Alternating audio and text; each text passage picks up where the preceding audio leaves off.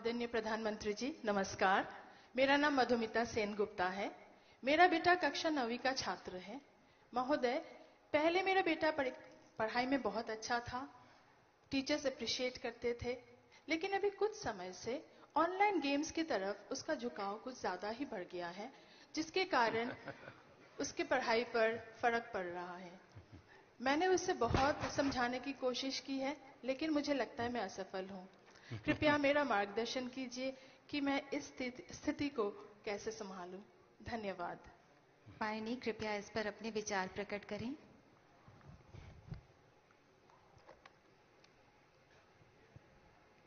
ये पबजी वाला है क्या?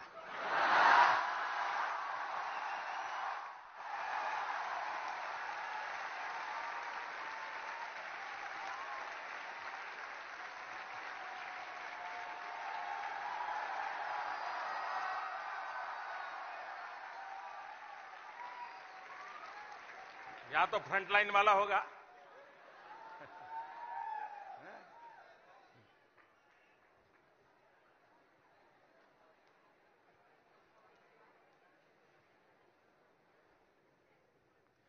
ये समस्या भी है, समाधान भी है।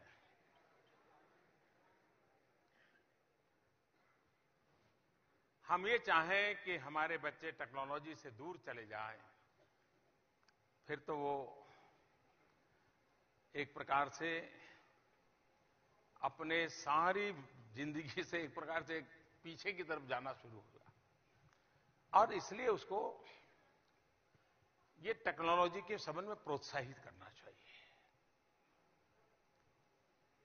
लेकिन उस टेक्नोलॉजी का क्या उपयोग करता है? क्या टेक्नोलॉजी उसको रोबोट बना रही है क्या, या इंसान बना रही है?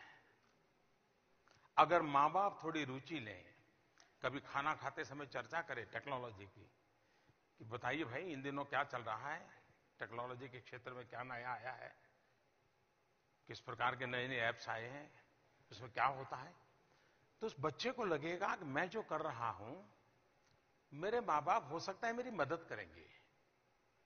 तो पहला काम तो आप किसी को रोक नहीं। मैं देख रहा हूं यहां करीब करीब हर एक के हाथ में मोबाइल फोन है। हो सकता है कुछ लोग यहां प्रधानमंत्री के कार्यक्रम में होंगे, लेकिन कोशिश करते होंगे दोस्त को बताने के लिए मैं यहां बैठा हूं।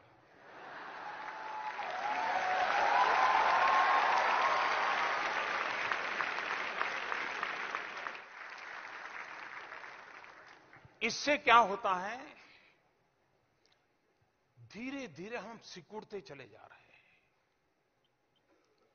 टेक्नोलॉजी हमें अगर सिकुड़ देती है, हमें नैरो बना देती है, हमारी सोच भी बड़ी नैरो बन जाती है, तो शायद हमें जीवन को बहुत बड़ा नुकसान होगा।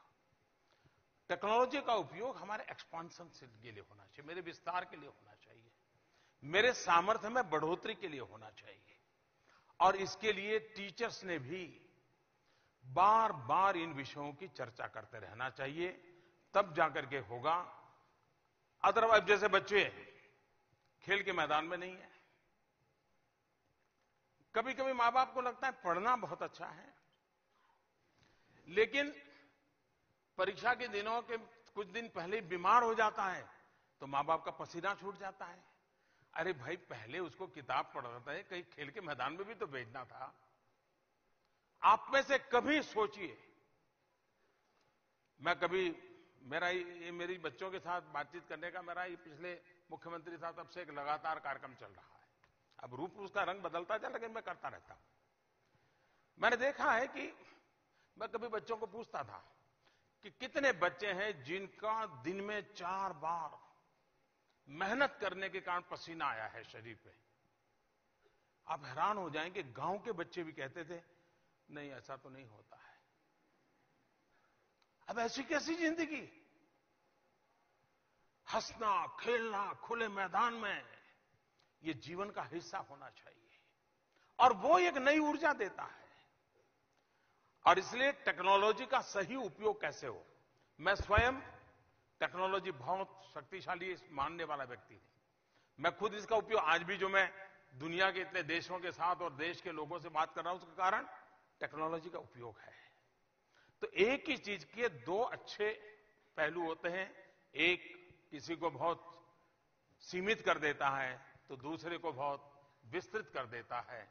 आपकी ये चिंता सही है, लेकिन आप उसके साथ बैठिए, उसको कभी आप काम दीजिए कि मैंने सुना है कि नॉर्थ ईस्ट में एक ऐसा चावल पकाते हैं, देखो बेटा टेक्नोलॉजी में जरा ढूंढ के मुझे बताओ कैसे बनता है वो चावल। तो उसको लगेगा हाँ, मां मुझे टेक्नोलॉजी की मदद से खुद को चावल पकाने का नागालैंड की पद्धति क्या है वो सीखना चाहती है। वो टेक्नोलॉजी आप दोनों को जोड़ने का कारण बन सकती है और उसका भी मन टेक्नोलॉजी से नई नई चीजें जानी जा सकती है, सीखी जा सकती हैं, जो जीवन में काम आ सकती है। उस पर आप धीरे धीरे धीरे उसको ले जा सकते हैं। आप कभी उसको पूछ सकते हैं कि भाई आज हमने सुना है कि स्पेस में ऐसा हुआ है, या आज हमने सुना है साइक्लोन आना है, तो तुम देखो जरा ये साइक्लोन आने की खबर कैसे देते हैं ये। तो वही बच्चा उसमें काम करेगा। आप उसको धीरे धीरे धीरे टेक्नोलॉजी के सही उपयोग की तरफ ले जाइए और उसको लगना चाहिए कि वो बच्चा विकास की दिशा, तो गलत रास्ते पर जाने से बजाय, समय बर्बाद करने के बजाय, खुद ही एक खेलकूद के अंदर रहने के बजाय, और मैं समझता हूं जुरा प्ले स्टेशन से प्ले फील्ड में चला जाएगा वो, तो उस दिशा में हम सब प्रयास करें।